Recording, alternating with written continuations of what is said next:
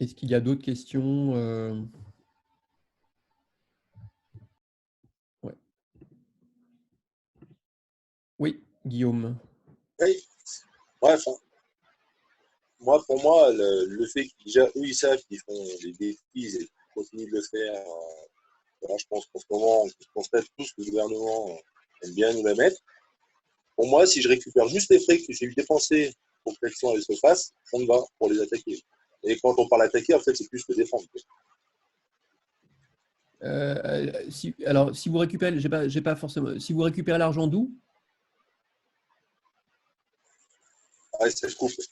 Et je dis, pour moi, l'action, on doit la mener parce que nous escroquent, ils le savent en plus, c'est pas une bêtise, ils le savent clairement. Et pour moi, si, sans parler de milliers d'euros qu'on peut récupérer, mais si déjà ils régalisent les points et que moi, les frais que j'ai dû engager pour vous, quand vous travaillez, parce que là, ils me font rembourser, ça me suffit. Moi, j'ai juste tout ça. Après, bon, s'il y a plus, il y a plus, mais pour moi, l'action doit être menée parce qu'ils nous prennent pour des guignols, ils le savent clairement et ils continuent de le faire.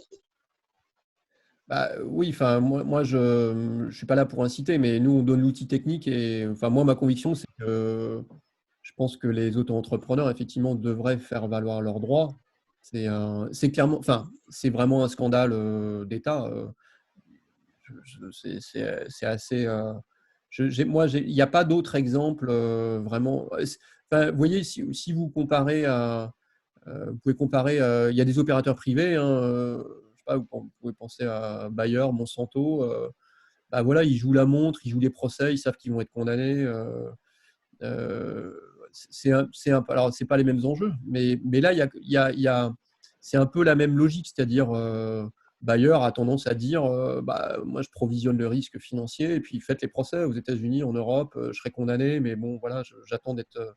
Je négocie rien, je négocie rien à l'amiable. Ce qui est choquant, c'est que Bayer, c'est un opérateur privé. La CIPAF, c'est une caisse de retraite, elle a investi une mission de service public. C'est ça qui est outrancier. Et c'est d'autant plus choquant que comme c'est un service public, elle a une responsabilité propre, mais comme c'est un service public, elle est contrôlée par des organismes, par la Cour des comptes, qui a déjà dit tout le mal qu'elle pensait. C'est la Cour des comptes, moi, à la limite, j'ai j'ai tricoté judiciairement et juridiquement ce que la Cour des comptes a dénoncé dès 2014. En 2014, la Cour des comptes fait un rapport sur la CIPAV, elle dit les auto-entrepreneurs sont discriminés. C'est le terme. Hein. Donc dès 2014, c'est connu.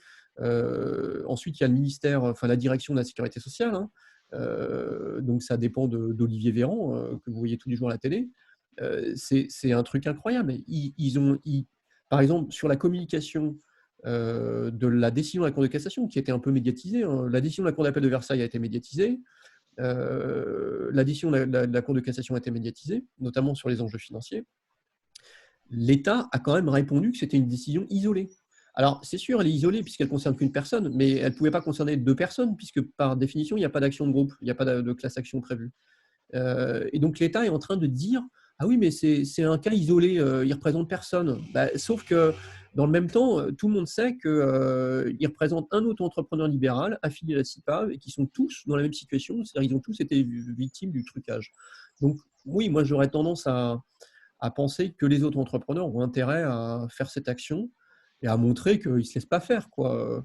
Euh, ça me paraît assez logique. Après, moi, je suis pas à la place des réclamants, mais effectivement, et je suis aussi convaincu vraiment que, sans être naïf, que c'est parce qu'il y aura un effet de masse et qu'il y aura un message judiciaire. Quand les magistrats seront excédés contre la CIPAV, et on en a vu quelques-uns déjà, hein. Nous, on a vu un magistrat à Versailles, il a donné 6 000 euros de dommages et intérêts à l'auto-entrepreneur. Pas parce qu'il estimait que le préjudice moral, c'était 6 000 euros, hein, mais parce qu'il s'est dit, plus je condamnerai fort et plus peut-être je dissuaderai la CIPAV de continuer ce chemin-là. Donc, c'est nous ce qu'on recherche, en fait. C'est que les magistrats pètent les plombs contre la CIPAV, et il y en a déjà qui sont en bord de la crise d'honneur contre la CIPAV, et qu'au bout d'un moment, la CIPAV se dise, mais j'ai une telle image et je me prends tellement de condamnations financières que je vais être obligé de convaincre l'État et de mettre l'État dans la boucle pour régulariser ça et passer à autre chose et éviter tous ces procès. Ok, moi ça me va. Oui, votre micro est activé. D'accord, merci, bonjour. Bon. J'ai une question parce que j'ai mon relevé de carrière sous les yeux Ouais, ouais. et c'est pas marqué, j'ai rien sur la CIPAV. Ah, J'ai une page sur la sécurité sociale des indépendants avec des points qui vont de 0, enfin oui, de 0 à 29. À partir de 2015, comme j'ai eu un accident, j'ai été 9 mois complètement inactif, enfin à pas pouvoir bosser. mhm. Et depuis, j'ai eu 4 points en 2018. Mais est-ce que c'est que j'ai pas souscrit à la CIPAV, auquel cas ça peut être fait sur une autre caisse de retraite, ou bien c'est différent? Alors, je vais peut-être m'autoriser exceptionnellement à être devin. Je parie que, alors, enfin, il y a deux options. Je parie soit que vous avez commencé votre activité après 2016, soit, deuxième option, en fait, vous avez été considéré comme auto-entrepreneur commerçant, ce qui expliquerait que vous avez des droits renseignés auprès de la SSI comme commerçant. Vous avez enfin, vous êtes, vos revenus, vous les déclarez comment? Vous les déclarez en BNC ou en BIC, c'est-à-dire en bénéfice non commercial ou en Oui, c'était en BNC A. Donc ça, si c'est du BNC, vous êtes forcément libéral, donc à la CIPAV. Vous avez commencé votre activité, votre auto-entreprise quand? En quelle année? en 2009. Ah, alors là. Et est-ce que dans le relevé SSI, vous avez des droits renseignés en 2009, enfin à partir de 2009? Oui, Donc, alors c'est une erreur administrative. Je vous explique. En 2009, vous créez votre entreprise et apparemment par erreur, on vous crée, mais c'est presque une chance pour vous, on vous crée un compte non pas libéral, mais on vous crée un compte auto-entrepreneur commerçant. C'est pas normal parce que si vous déclarez des BNC, vous pouvez pas être commerçant. Mais donc ça veut dire que vous relevez pas de la CIPAV, mais vous relevez à l'époque du RSI et maintenant de la SSI. Donc, vous n'êtes pas éligible à l'action, en fait. Sauf si vous voulez faire rectifier, mais je ne sais pas si c'est un intérêt, à mon avis, non. Euh, euh, mais là, sur la SSI, vous avez bien des droits renseignés à partir de 2009. oui. Jusqu'à quand? 2019? Oui, j'ai 2,88 à partir du mois de novembre. D'accord. Ouais, c'est ça. Et les Euh, années non, du 2018, mois d'août, pardon, du mois d'août. les années 2018 et 2019 sont-elles renseignées? 2018, oui, j'ai 4 points. Ok. Bon, alors, donc vous êtes pas éligible à l'action parce que c'est bizarre, mais vous avez été aiguillé sur le mauvais compte. Vous êtes pour rien. Hein, c'est quand vous avez fait votre déclaration d'activité d'auto-entrepreneur, votre P0PL, on appelle ça, enfin P0AE, vous avez été aiguillé, enfin on vous a ouvert un compte commerçant. Moi, je serais vous, je laisserai en l'état. Hein. Nous, on s'est pas D'accord. encore penché. On s'est pas encore penché parce qu'on n'a pas eu le temps sur la quantification des droits par l'ex-RSI. On pense qu'il y a un problème aussi, mais on n'a pas eu le temps de le faire. Donc, on vous dira s'il y a un problème et qu'on lance une action, on vous le dira, mais pour l'instant, c'est pas prêt. D'accord. Bon, ok. Merci. Je vous en prie.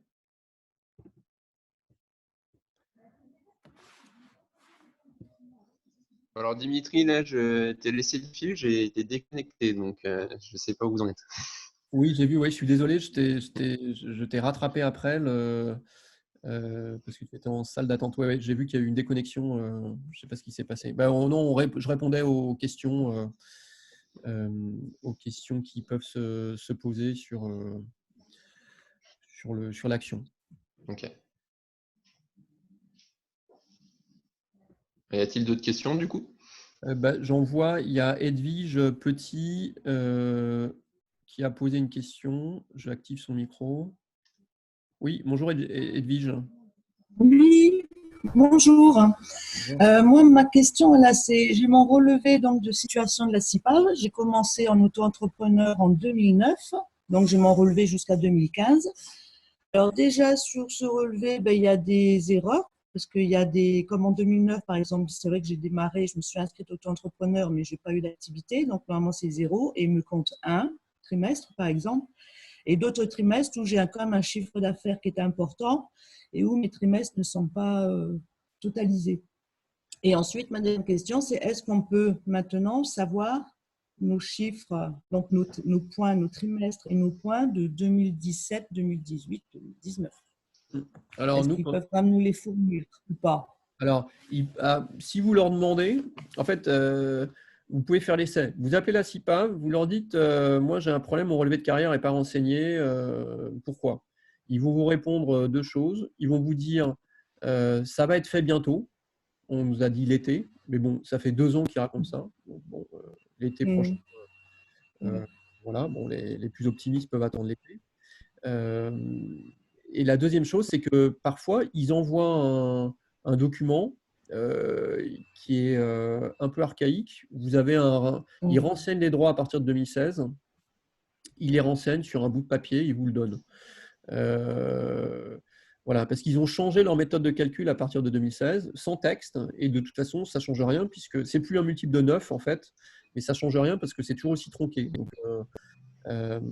Donc, nous, si vous voulez, quand on prend votre dossier, on demande une rectification de tout, donc trimestre, point de retraite de base et point de retraite complémentaire. Et pour les années manquantes, nous, grâce au simulateur, on recalcule vos points et vos droits.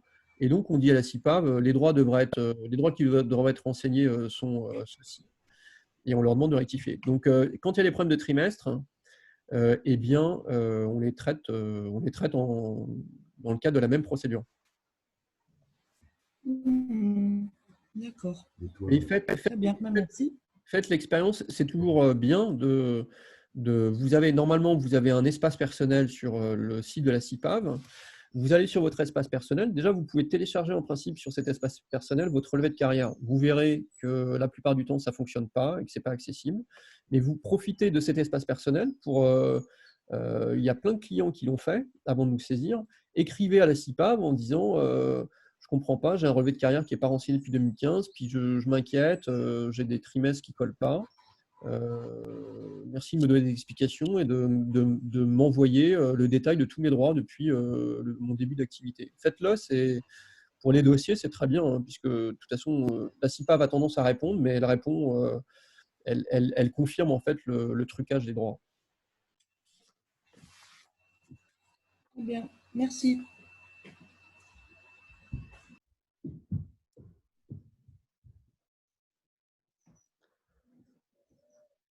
Ah, je crois qu'on a perdu. Ah non, Maxime? Oui, non, je suis toujours là. Mais vu que j'ai pas eu accès aux commentaires qui ont été déposés, du coup, je ne sais pas s'il y a encore d'autres questions. En fait, je les reprends. Donc, il y avait la question de l'ACRE, ça, on y a répondu. Il y avait une question initiale de Ludovic. Ouais, mais du coup, elle a été répondue pendant que vous avez tes explications. Exactement. La question, c'était de savoir pourquoi on devait faire des actions individuelles. Donc, ça, on y a répondu. Les problèmes rencontrés par les libéraux classiques, on y a répondu aussi. Le minimum de revenus également. La plateforme de dépôt des pièces et le petit défaut qu'elle a, ça, on l'a expliqué aussi. Voilà, mais je crois qu'on a répondu à tout. Oui, est-ce que d'autres... Alors, Eric pose... Eric, hop. Je vais... Hop. Oui, Eric, bonjour. Vous aviez une question, je crois. Oui. En fait, c'était est-ce que d'autres personnes donc, qui ne sont pas adhérents à l'UNAM peuvent participer à l'action? Moi, mon beau-frère, moi, il est moniteur au Greta et il est auto-entrepreneur. Et effectivement, il doit avoir la même problématique.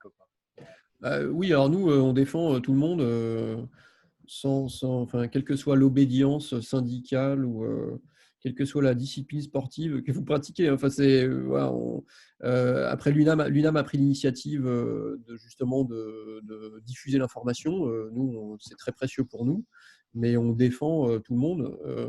En fait, on défend toutes les victimes auto-entrepreneurs, c'est-à-dire vous avez compris que c'est toute la catégorie. En fait, Donc nous, au niveau de l'UNAM, on avait transmis en plus ça aux deux autres syndicats d'accompagnateurs montagne et aux minuteurs VTT aussi qui comprennent des accompagnateurs montagne. Je ne sais pas après s'ils les ont retransmis aux adhérents. Et sur Facebook, j'ai communiqué sur les réseaux accompagnateurs et sur les réseaux.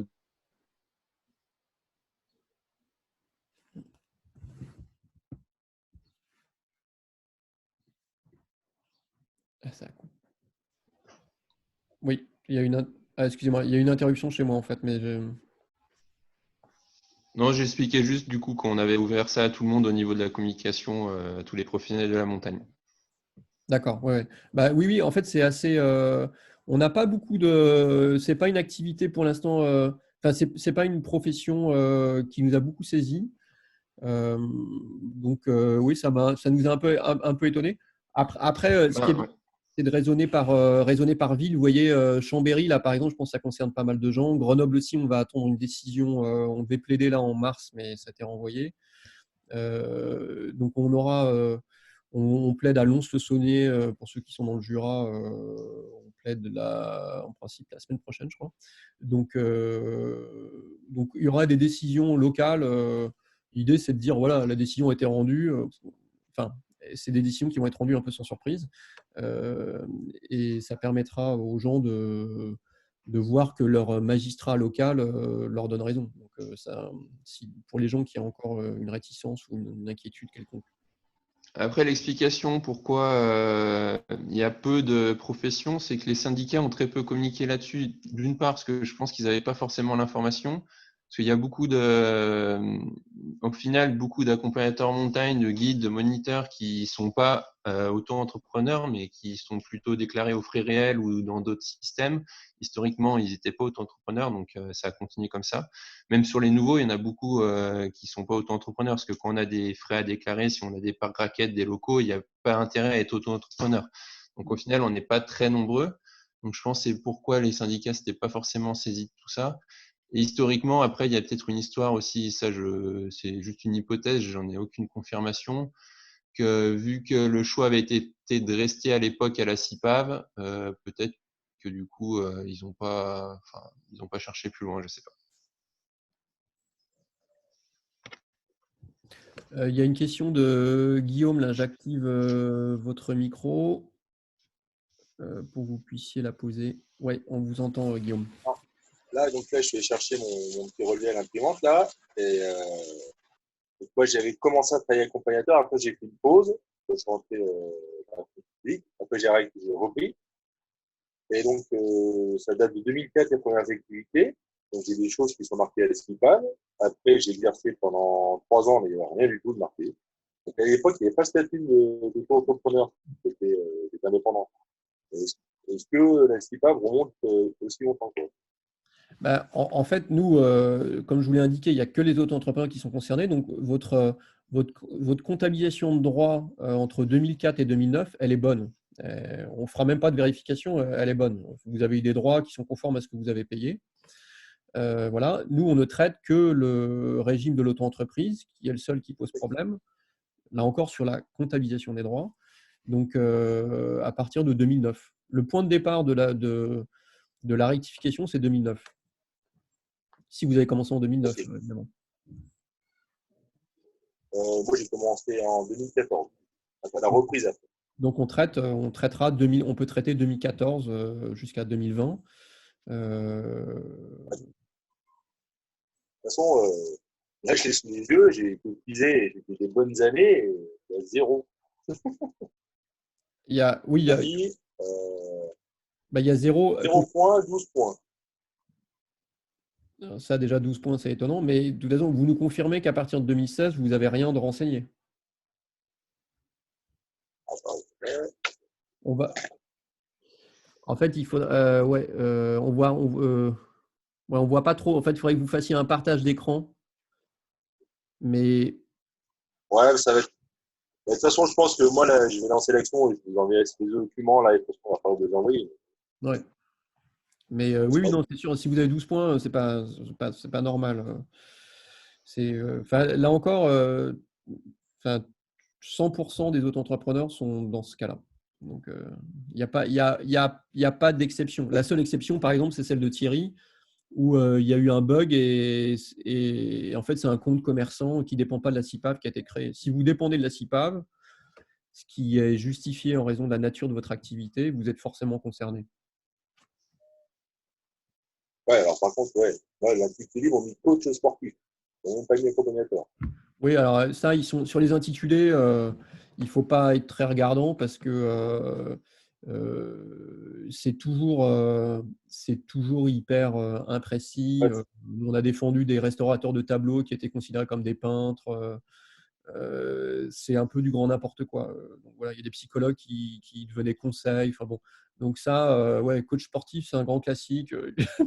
Bon, ils sont pas, c'est pas très précis. Après, de toute façon, la CIPAV, c'est la caisse fourre-tout. Donc, en gros, les indépendants et les professionnels libéraux, soit ils ont une caisse dédiée, par exemple, je sais pas, les médecins. Les notaires, les avocats aussi, soit ils ont leur propre caisse, soit ils n'ont pas leur propre caisse, et dans ce cas-là, manque de chance, c'est la CIPAV. Donc la CIPAV peut gérer la retraite aussi bien des architectes que des psychologues, que des ingénieurs conseils, que des ostéopathes. Il y avait à peu près 300, enfin il y a 300 à peu près professions qui relevaient de la CIPAV. Maintenant, il y en a plus que 18, mais en tout cas, les gens qui étaient déjà à la CIPAV, affiliés à la CIPAV, restent à la CIPAV. ok, merci. Il y a une question d'Edwige maintenant. Oui, Edwige. Rebonjour Edwige. Oui, bonjour. Oui, donc moi j'habite dans les Pyrénées, hein, donc je voulais savoir si c'est sur la région Occitanie, si le procès, le tribunal c'est Toulouse ou je ne sais pas, vous avez une idée? Et est-ce qu'il y aura Alors, d'autres personnes? je peux. Il faut. Alors, il y a Avez-vous déjà des demandes? Alors, il faut en fait, je vais vous renseigner en direct. Si vous me donnez votre, attendez, ne bougez pas, hein, parce qu'en fait, il y a beaucoup de juridictions, hein, donc c'est en fonction de. Si vous me donnez votre code postal, quel est votre code postal? 66 360. Alors, j'ai Cahors ou je vais mettre Cahors. C'est pas. Alors, c'est Perpignan. D'accord. C'est Perpignan et écoutez, je peux essayer de vous dire avec un peu de chance. Est-ce que je peux vous dire, je regarde si j'ai accès aux documents, mais c'est pas gagné.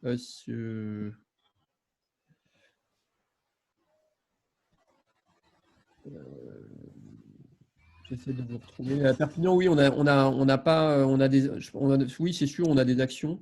Alors, en fait, on a des dossiers partout. Oui, On a des dossiers partout, donc on n'a pas de décision. d'accord. Mais oui, oui, pas de problème, on intervient vraiment, vraiment partout. Je suis en train de, non, je vais Très pas vous bien. retrouver. Je vais regarder le fichier client, mais là, je l'ai pas sous les yeux forcément. Je regarde quand même. Non, là, comme ça, je ne l'ai pas. Mais après, si vous voulez qu'on vous dise combien il y a de gens sur Perpignan, on peut vous le dire. Nous ce qu'on fait, c'est que de toute façon, il y a des gens partout maintenant, même dans des tout petites juridictions. Ce qu'on fait, c'est si vous êtes une personne isolée, si vous êtes la seule personne sur le dossier, on attend un peu qu'il y ait d'autres personnes. Et puis très rapidement, il y a 2-3 personnes. Vous voyez, typiquement, ça s'est fait en Ardèche. À Privas, il y avait une personne. Donc, on l'a fait patienter. Enfin, on a fait son recours amiable. Pour saisir le tribunal, on a attendu. Maintenant, en Ardèche, il y a 10 personnes qui sont sur les rangs à faire le procès. Donc, voilà. D'accord. Donc, vous, c'est On va Perpignan, diffuser. sans erreur. Très bien. Oui, il y a Thierry, je crois. Oui, Thierry. Oui, merci. À nouveau, donc, moi, puisque je suis dans le cadre de la sécurité sociale des indépendants, j'ai moyen de faire quelque chose autrement ou si vous ne pouvez pas vous en occuper? En fait, la question, Bien. c'est pour demander quoi? Parce que soit c'est binaire, soit vous restez en l'état, et dans ce cas-là, vous faites rectifier, vous faites un audit de droit. Nous, on peut le faire. Moi, je peux vous le faire. Nous, enfin, on a pas mal de boulot, mais on s'était dit qu'un jour ou l'autre, il fallait se pencher sur la question. Donc, si vous voulez, je vous fais l'audit gratuit. On regarde juste. Si vous me faites, si vous me renseignez vos chiffres d'affaires, vous m'envoyez votre relevé de carrière. Et puis, vous allez me laisser votre adresse mail. Je vais vous envoyer le simulateur.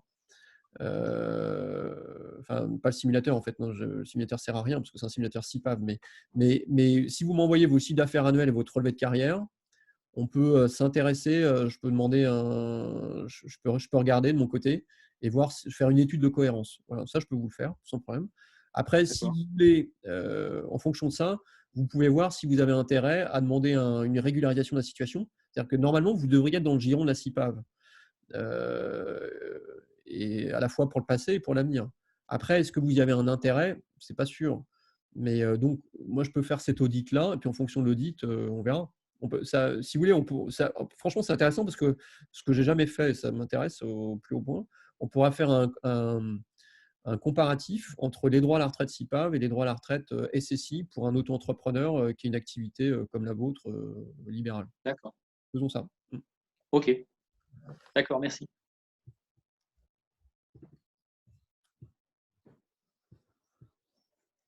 Ah, Maxime, pardon, j'avais désactivé. Oui, non, pardon. Ouais, c'est bon, c'est bon. d'accord. Non, et du coup, je sais pas s'il y en a encore qui ont des questions. Je pense qu'on a fait à peu près le tour. En tout cas, il n'y a plus de questions écrites. Non. Ah, il y a une personne en attente.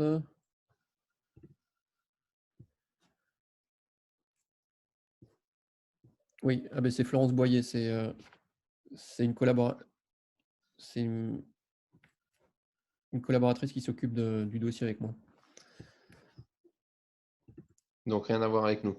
Non. Ok. Ça marche. Bon, bah, si vous n'avez pas de questions, je vous remercie.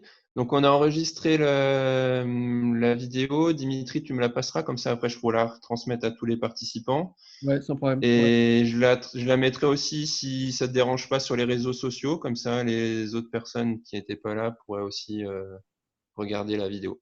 Pas de souci, pas de souci. Voilà. Donc, s'il y en a après qui veulent le transmettre à des collègues, moniteurs ou n'importe qui, donc c'est possible. Ok. Ok, très bien. Peut-être Thierry, vous me laissez là vous me laissez votre adresse mail dans le.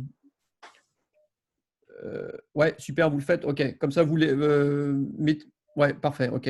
Donc, ok, comme ça on reste en contact. Bah parfait. Je pense que si on a fait le tour, merci de votre participation. Je pense qu'il y aura d'autres.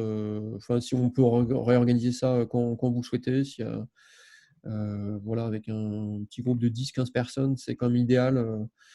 Et on peut répondre aux questions de manière très individualisée. Donc, c'est très bien. Voilà. C'est noté.